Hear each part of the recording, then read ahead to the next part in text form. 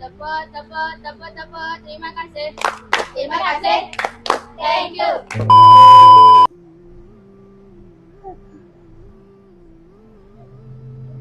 Terima kasih.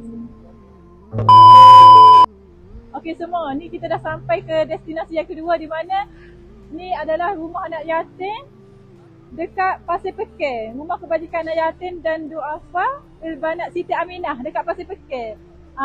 Di mana sini penghuni anak yatim lah. Okey, kata dia punya ni ada separuh je deh. So kalau kita nak ni lah mengagihkan keperluan barangan seperti macam tadi jugalah beras bihun, kurma kesading, banyak lagi lah. Air soya kita buat belaka lah untuk keperluan anak yatim dan juga kita nak bagi zakat kepada mereka semua.